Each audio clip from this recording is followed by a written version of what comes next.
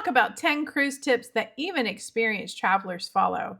Hello, my name is Amy, and I love to cruise, and I love sharing my cruise adventures with you.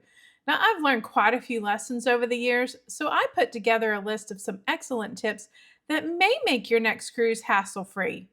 Now, these are all tips that I know my experienced cruise traveler friends use, and I definitely follow all of these. So I hope they're super helpful to you. So let's dive right into number one. Now, I really think that other than paying for your cruise in full, this really is the most important tip of all. The moment you book your cruise, check the expiration date on your identification and inquire about any visas necessary.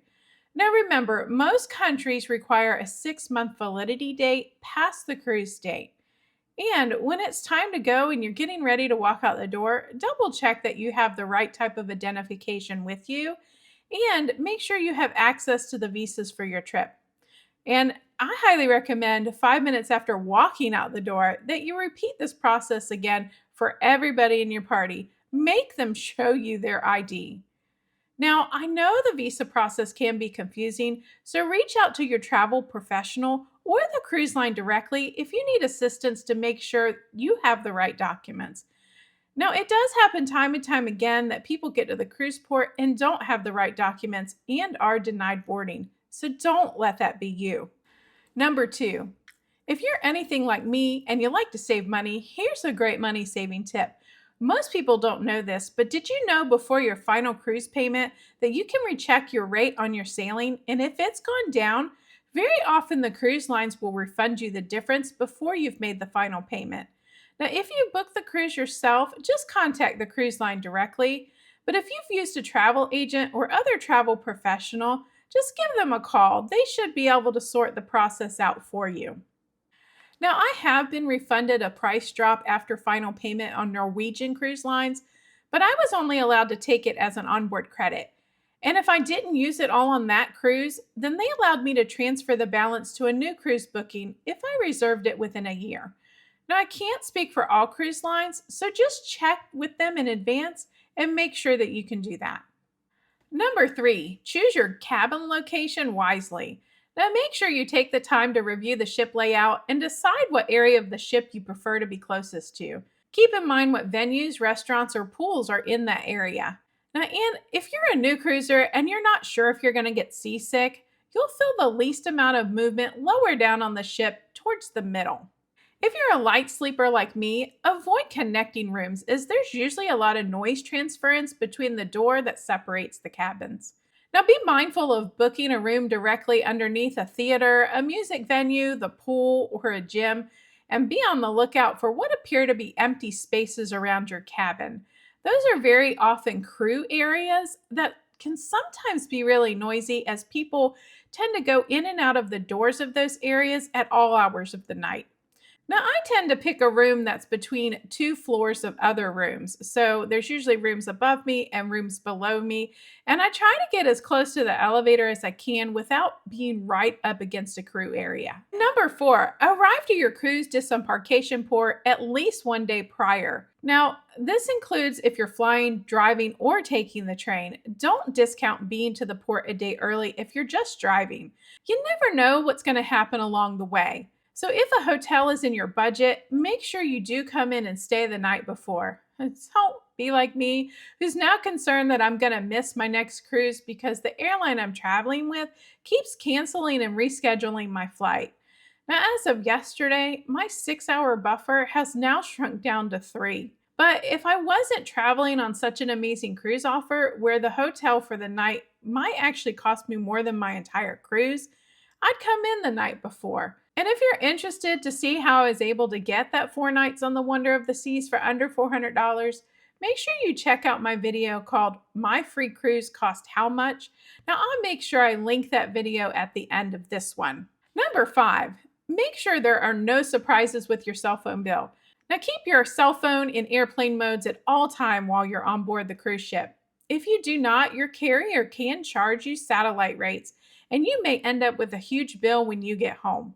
So stick to using the ship's Wi-Fi while on board, and if your cell phone plan has an international plan, you can turn off airplane mode while you're in port. But just make sure you're aware of the cost of that plan and its limitations before you do so. Now, my low cost carrier doesn't have an automatic international plan for data, so I tend to purchase an eSIM for the area that I'm traveling in just for my data services. Now, I know that there is a new satellite internet company that is angling themselves to replace purchasing the ship's Wi Fi.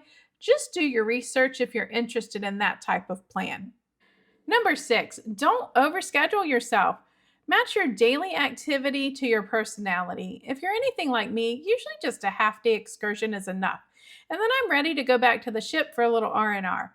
But if you're a real go-getter, you might want to look into doing a full 8-hour thrill activity adventure. But don't forget to include time to rest and relax. This is a vacation after all. You should spend some time recharging your batteries. And don't feel guilty for doing nothing at all. And if you're traveling with friends or family, don't forget to take time to enjoy each other's company. Now, I think it's important that you don't try to fill every second of the day with something to do, but I'm going to have to tell you, on Royal Caribbean's Icon class ships, that's really difficult to follow because there's so much to see and do all of the time. Number seven. Now, this one can be a pretty controversial and sensitive topic, but let's talk about tipping. Now, many people are not aware that when you purchase a beverage or you order a drink using your drink package, that a gratuity of 18 to 20% is already included in that charge. Even though there may be an additional tip line, a tip is already included. Now, I generally only add an additional tip if I've received service over and above just being provided the drink. Now, I know tipping is such a personal choice, and I'm not telling you not to tip. I'm just making you aware that there can be quite a bit of pressure to overtip the staff, not just from the staff themselves, but from other people that think it's their business to tell you what to do with your money. And one more helpful tip for the Norwegian Prima class ships. If you eat at the indulged food hall and do not purchase a beverage, I would recommend that when you order your food, you do add a small tip. Now, you can pay for that right at the terminal with your room key. Now, I usually added about $2 to my order because I only drink water, so I didn't have any beverage purchase that would have included a tip in the price.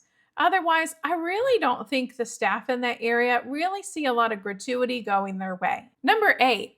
As soon as you get on the ship on embarkation day, most people are going to head straight to the buffet, and that's usually the most crowded place on the ship. So make sure that you check out your cruise ship app or just ask a crew member what other places may be available for dining. Very often the main dining room or other casual restaurants are available. It should be pretty easy to find a quieter place to get your first meal. Don't just follow everybody else because you're then going to be in a room with everybody else on the ship. Now, that may be your style, definitely not my style. Number 9. Now, I know there are a lot of people that like to just be surprised by the ports. Not me. But most experienced travelers do research on the ports before setting sail.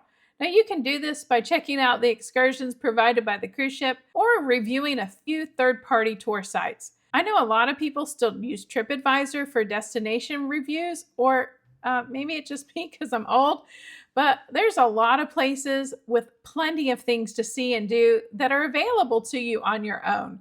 Now, take the time to read the reviews from other travelers and make sure you assess the safety of the area you're visiting before you go out on your own.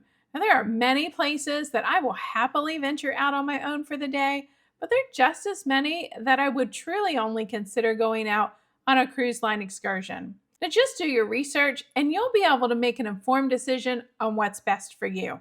And finally, a very divisive topic, number 10. Let's talk about packing for your cruise. Now, it's really up to you whether you want to overpack or underpack and be that carry-on only warrior. But for those of you that bring everything under the sun, don't forget you have very limited room in your stateroom for all of those items and your luggage and your traveling companions. So the more you bring, the more you may be overcrowding yourself in your cabin. Also, make sure that you carry what you can pack, especially if you're traveling solo or you're traveling with a disability. Trying to bring 5 large suitcases would take a lot of organization to get you and your luggage to the ship. So just pack appropriately for your physical limitations and the space limitations in your cabin. Now, P.S. Don't forget you can rewear outfits, but Also, bring extra underwear no matter what anyone else says. Remember, a lot of the cruise line destinations can be hot and you're bound to get sweaty. Now, a lot of us don't want to have to take the time to wash our underwear in the sink, so just always bring extra. So, now that you have all these fabulous tips, I really do hope that they make your next cruise travel adventure easier. So, go forth and book your next cruise. I can't wait to see you out there on the high seas. I know I'm really excited about my 3 upcoming cruises this year. I've got the Wonder of the Seas in September and back to back sailings on the Freedom of the Seas in November. So, be on the lookout for my onboard videos. Also, don't forget to check out my other cruise travel videos that cover discounted casino offers, essential travel items, and port and ship reviews. I really want to thank you for stopping in and watching my video today. And if you want to help my channel grow, make sure you hit that thumbs up button and give this video a like. Please subscribe if you'd like to continue to see content like this in your recommended videos. And if you'd like to be notified every time I release a new video, just turn that notification on. And as always, if you seek Amy, you may find her on a cruise. Now have a fabulous day and happy cruising!